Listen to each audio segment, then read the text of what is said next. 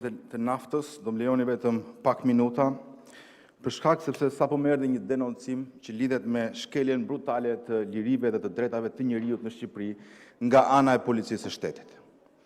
Dje, unë dhe kolegu im Agron Sheaj ndodheshim në Rjoll, në mbështetje të banorëve të Rjollit, që janë në ditën e 100 të protestës së tyre, dhe teksa ishim me ta në pranin e forcave të shumta policie aty, kalon një makinë e një të riu që quhet Zef Shlaku, një imigranti nga Anglia.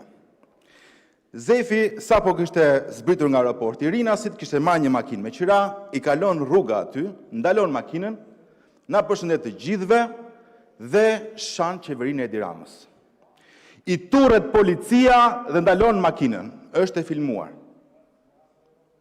Por, për shkak se ishim ne aty, dy deputet, policia e late kalonte, po çfarë ka ndodhur? I kanë turrur një makinë policie nga pas dhe e kanë çuar në komisariat. E kanë mbajtur 4 orë. Ja këtu kemi dhe proces verbalin. 4 orë në komisariat Zef Shlaku. U kthye nga Anglia. Dhe nuk e lejuan të shkonte të takonte prindërit e vet, por e çuan në komisariat 4 orë dhe po i hapin proces penal për fyrje ndaj dhe kanose ndaj punonjësve të policisë. E turpshme. Pse?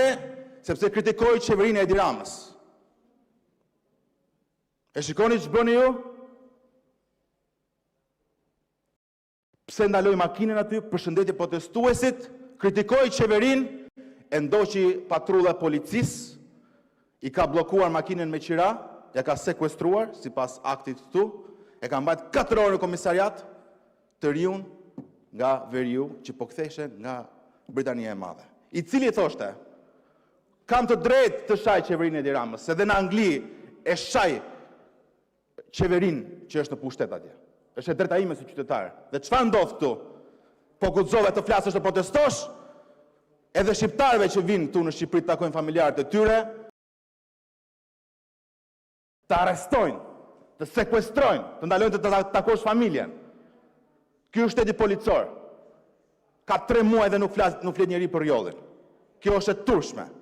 Nuk mund të shkojë gjendja deri këtu. Të kapi policia qytetarët pse kritikojnë qeverinë e Edi Ramës. Është gjitha e filmuar, e kemi publikuar ne dje. Nuk ka shara si polic i riu nga Anglia, Zef Shlaku.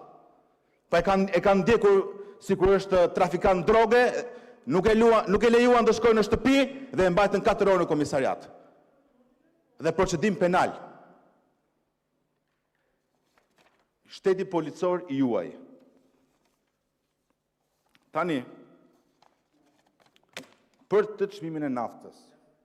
Është absurde se si ne sot do miratojmë një akt normativ i cili nuk do hyjë në fuqi. Nuk do hyjë në fuqi. Doli lajmi që presidenti Trump dhe Irani mund të arrijnë një marrëveshje, ranë me 11% çmimet e naftës në bursë, bordi sot e uli me 10 lekë dhe praktikisht këtë do bëhet të pasbatueshme, sepse nuk shkon çmimi 220 lekë. Por çështja është diku tjetër. Sepse edhe pa hyrë në fuqi ky akt i çuditshëm normativ, Shqipëria është në 10 vendet me çmimin më të lartë të naftës në botë. Urdhëro zoti ministër, sapo e printova, është nga Global Price Today, që monitoron çmimin e naftës në mënyrë ditore, dhe vendi me çmimin më të lartë në botë është Hong Kongu, pastaj fillon Malawi, Singapori, Danimarka, Zvicra, Holanda, Finlanda, Izraeli, Liechtensteini, Shqipëria. Prit. Më të lirë se ne e ka Monaco, një nga shtetet me standardin më të lartë të jetesës në botë. Po e kemi më të shtrenjtë edhe se Britania e Madhe.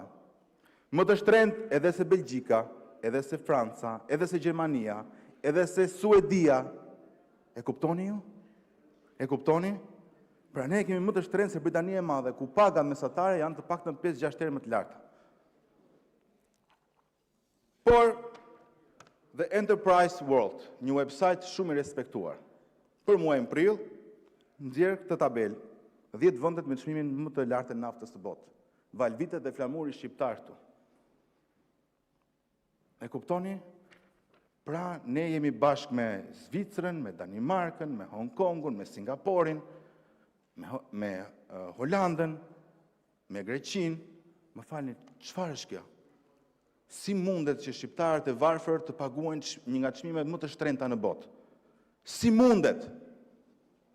Dhe ju e dini shumë mirë që kjo që po miratojmë sot, që mund ta ulët çmimin e naftës me 9 lekë, me akcizën, nuk do hymë në fuqi.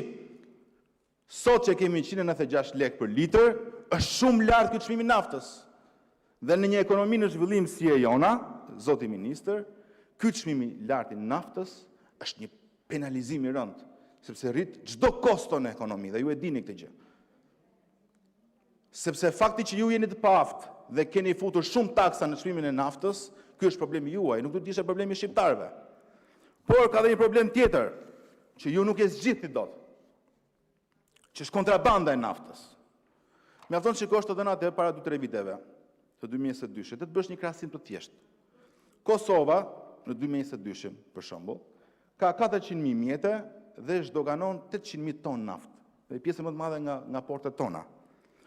Ndërkohë, Shqipëria, që ka rreth 800.000 mjete, zhdoganon 620.000 ton. Pra, është afërsisht gjysma në raportin me mjetet. Gjysma më gjysma.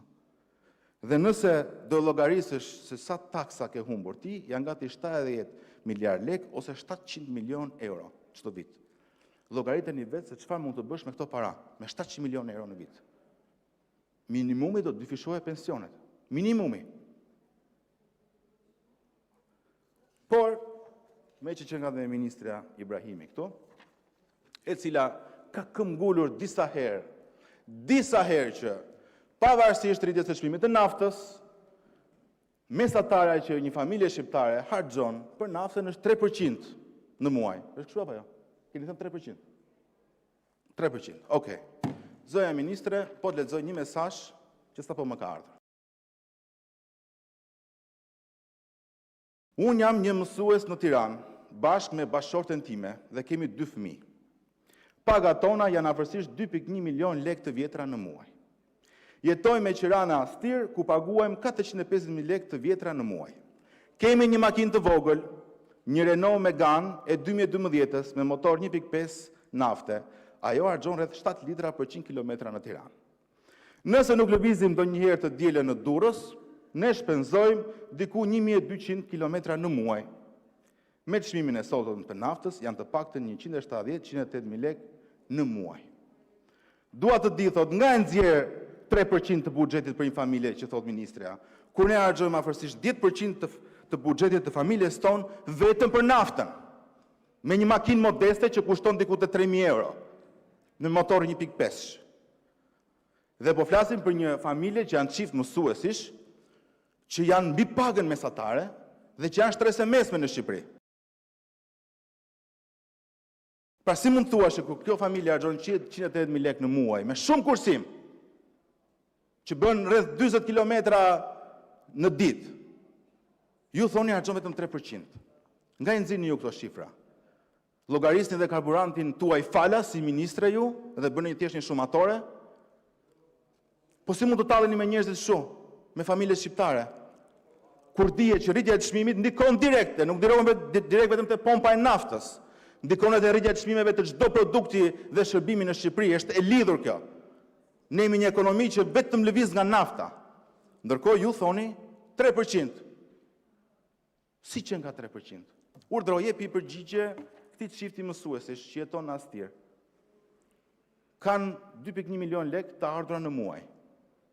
Pra një mesatare mirë në Shqipëri.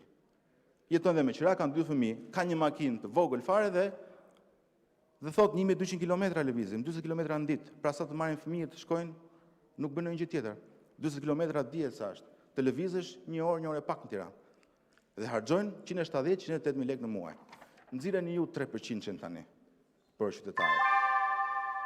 Faleminderit.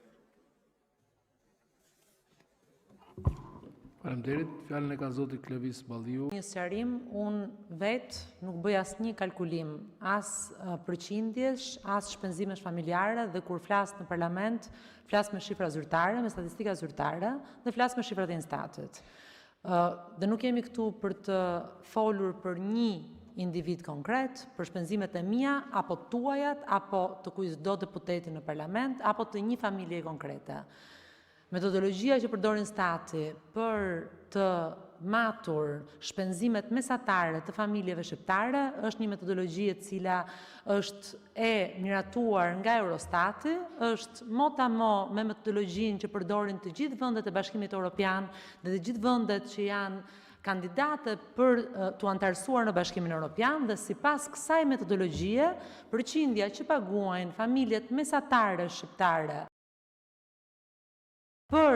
për karburantën është 3%. Mund të referoheni shifrave zyrtare, statistikave zyrtare dhe jo një opinioni, një familje konkrete, pasi mund të gjejmë familje që kanë dhe 0 shpenzimin e naftës dhe familje që kanë 10%, 15%, nuk mund të bazohemi në raste konkrete, por duhet të bazohemi në një rast apo në 2 raste konkrete, duhet të bazohemi në metodologji dhe statistika zyrtare.